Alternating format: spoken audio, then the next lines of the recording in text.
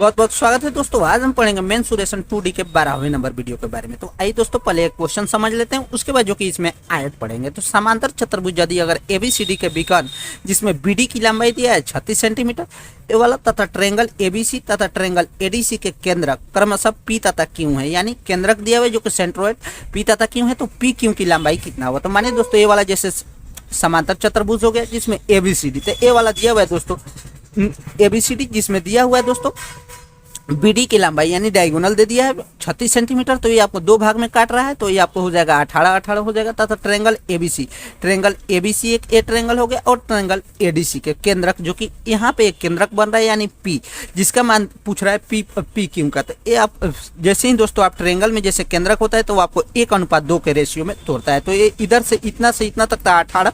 तो आइए दोस्तों 1 और 2 जोड़िएगा तो 3, तो 3 का मान हो गया 18, तो ए का मान कितना हो जाएगा 6 और ए का मान हो जाएगा 12। तो इस तरह दोस्तों ये एक ए वाला हो गया 6 और एक वाला हो गया 12। इसी तरह दोस्तों इसमें सेम होगा जो कि क्यू के केंद्रक है, तो इसमें भी ऐसे दोस्तों 1:2 के रेशियो में तोड़ दीजिए और साथ में दोस्तों दोनों को गुना भागा कीजिएगा। तो पी क्यू की लंबाई पूछ रहा है तो पी क्यू की लंबाई हो जाएगा 6 + 6 12 आंसर हो जाएगा।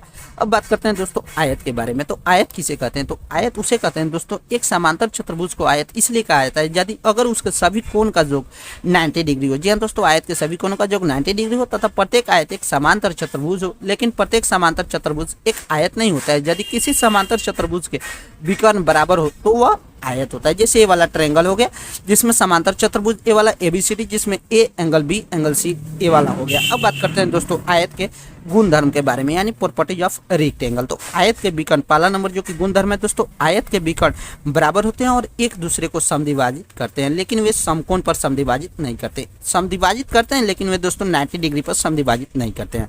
उसी तरह दोस्तों दूसरा नंबर है आयत और वर्ग की दी गई समान परिमाप के लिए तो वर्ग का क्षेत्रफल अधिकतम होगा। जी हाँ दोस्तों, अगर आयत और वर्ग अगर परिमाप निकालना हो तो उसमें सबसे ज़्यादा दोस्तों वर्ग का क्षेत्रफल ही अधिकतम होता है। उसके बाद जो कि नेक्स्ट है दोस्तों एक आयत की आसन भुजाओं के मध्य बिंदुओं के मिलाने से बनी आकृति समचतुर्भुज होती है। जी हाँ दोस्तों, जो कि एक आयत की आसन भुजाओं के मध्य बिंदुओं को मिलाने से बनी आकृति समचतुर्भुज होती है। जबकि आयत का क्षेत्रफल निकालने का फॉर्मूला होता है दोस्तों लंबाई गुने चौड़ाई। वहीं दोस्तों आयत का विकर्ण अगर निकालना हो तो √L² + B² यानी √, लंबाई स्क्वायर प्लस चौड़ाई स्क्वायर। जबकि आयत का परिमाप निकालना हो तो 2 × L + B। उसी तरह दोस्तों एक ए वाला 7वां नंबर कॉन्सेप्ट है दोस्तों, अगर आयत में दोस्तों 2 डायगोनल दे दिया है और बीच में दोस्तों AC एक डायगोनल है एक BD डायगोनल तथा बीच में अगर एंगल एक यानी एंगल बना रहा है, तो जब दो विकर्णों के बीच का कोण अगर दिया तो उसका क्षेत्रफल निकालने का दोस्तों फॉर्मूला होता है 1/2 × D² × sin θ। तो कैसा लगा दोस्तों वीडियो? अगर वीडियो अच्छा लगे तो वीडियो को लाइक करना ना भूलें।